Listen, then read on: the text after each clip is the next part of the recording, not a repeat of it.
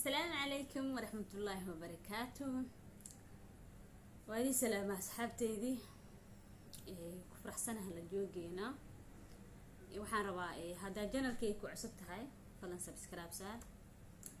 oo gambaleelka furo si uu ku soo dhaco wax walba aan soo geliyo maadaama wax badan ma soo gelisaa igu ceedeeyay laakiin hadaan wax soo geliyana idinka inaad daawataan waa soo hadaan idinka fiirsanayno subscribe saarin anigana wax ma soo gelinaa koraan ka fiirsanaa maanta waxaan rabaa inaan ka sheekeeyo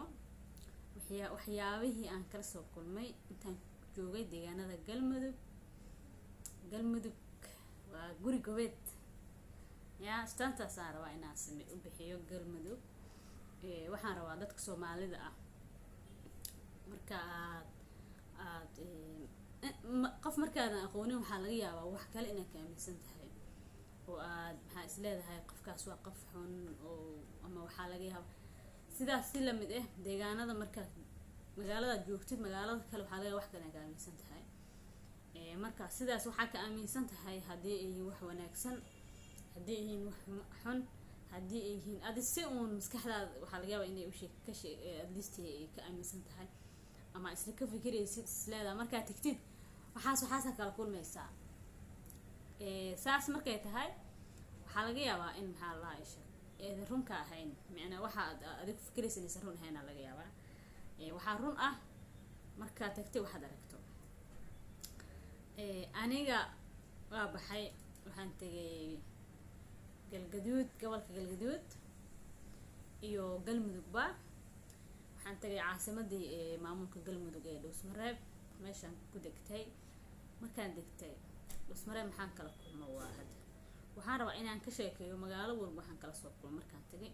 sida ahayd dadkeedu siday ahaayeen dhulka sidoo ahaa cimilada siday ahayd waxa soo dhan ka hadlaa horta deegaanada galmudug inta aniga tagay soo arkay aan rabaa inaan ka sheekeeyo inta aan tagay waxaan maleynaa waxaan tagay 4 magaalo waxaan tagay Dhuusmareeb waxaan tagay Gurceel Adaado iyo Caabudwaaq afartan tagay Caabudwaaq waxaan tagay waqti oo المغرب ama casr ama ah dadkii aan arkay magaalo si fiican uma arkin laakiin inta aan arkay rabaa inaan wax ka sheego meesha ugu badan aan joogay waxay Dhuusmareebna waxaan rabaa intaan ka soo arkay inaan ka sheekeeyo iyadana Cadaado 2 maalin aan tagay ereyga Cadaado uu dhibaa raali ahaada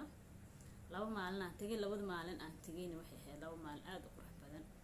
aadna loo soo dhaweeyay aad u sharaf badan waxaan rabaa markaa inaan ka sheekeeyo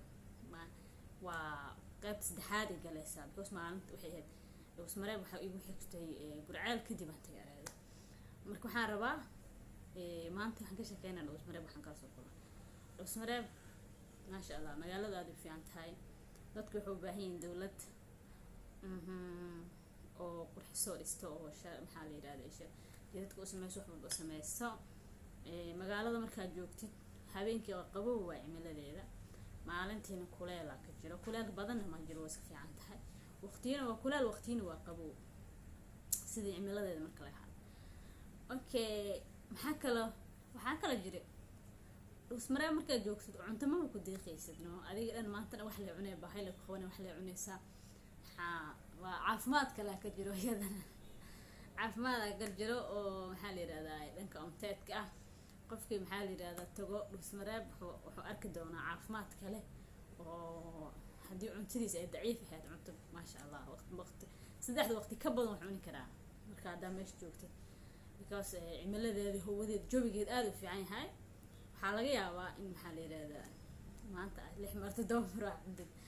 aniga bugu soo ciyil sida amiisana marka meesha tagay because ana waxaan maleynaa caataan tagay sama waxaan ku maqnaa 14 maalin aan joogay hal habeen bas ka maqnaaday oo Caabudwaaq ka soo saxday bas Caabudwaaq waxyar way ka fog tahay markii Dhuusmareeb ka baxday waxa loo soconaa 2 saac iyo bar loo soconaa Caabudwaaq iyo hadii baaburka uu dheereeyna 2 saac juusta anaga baabur waxaan wadan aad u dheereeyo 2 saac juusta 2 saac oo juusta u soconay meesha Caabudwaaq iyo inta u dhaxaysay Dhuusmareeb marka sidaas awgeed waxaan soo seexday 13 habeen aan seexday 13 habeen والله xamalaysa laba marin cashayna habeenada qaar marka maqribka xuno hadhow waxa laga yaabaa hadana inay baahi qabto markaas xiro cunto soo kala raadiyo marka galmudug waa guri gob wallahi bilaa ma sha Allah lama soo koobi karo waxyaabaha oo waxay heedaan iga yaab ugu yaabka badnaa Dhuusmareeb kala kulmay unug yariisa ma arag intuu ku imaado wuxuu ku dhahaa waxa la yiraahdaa gabar ay imaatay trawreer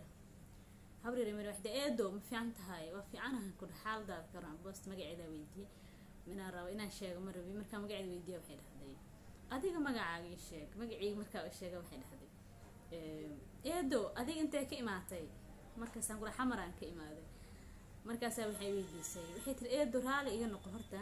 hadalkayga inuu kugu bataa maleena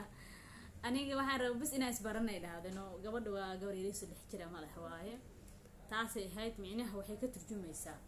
dad aad u ilbax ah inay meesha joogaan marka uu gabar yar oo 6 jir ay ku dhahayso isbaranay xagee ka imaatay aniga Dhuusmareeb aan joogaa oo kurshay soo barbaaray intaan kula egtahay haddaan joogo micnaheedu waxay tahay dadku aad ilbax u yihiin aad maxaa la yiraahdaa ay sheeg dad isku tashtay oo dhulkooda dhistay waaye dhulkana aad u nabad u yahay nabadna ciyaar kuma imaato waqtiga sama marka waxaan rabaa nabad ciyaar kuma imaato dadka Soomaaliyeed oo inay nabad ka shaqeystaan oo horumarka ka shaqeeyaan oo wanaag iyo sharafta iyo magaalooyinkooda ka shaqeeyaan horumarintooda waa maasantiin asxaabteyda waa ku maasantahay daawashadaada fadlan mar labaad mar saddexaad subscribe noo saar marka daawanta videoga dhameystid